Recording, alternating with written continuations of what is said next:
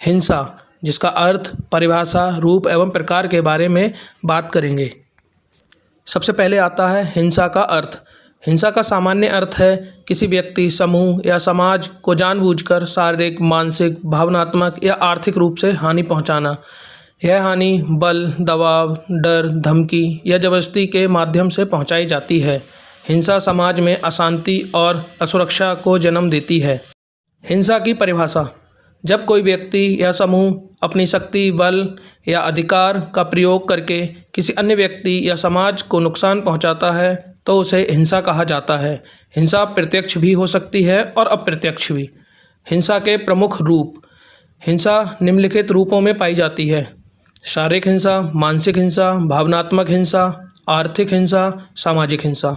शारीरिक हिंसा: शारीरिक हिंसा वह हिंसा है जिसमें किसी व्यक्ति के शरीर को नुकसान पहुंचाया जाता है।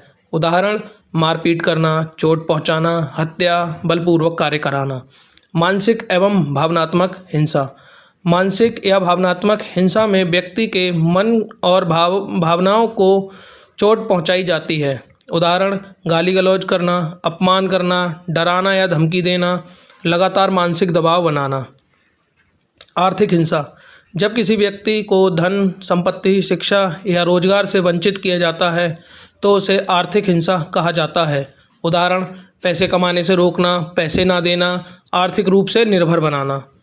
सामाजिक हिंसा: सामाजिक हिंसा में समाज में भेदभाव और असमानता के कारण होती है। उदाहरण: जाति के आधार पर भेदभाव, धर्म के नाम पर हिंसा, लिंग के आधार पर उत्पीड़न।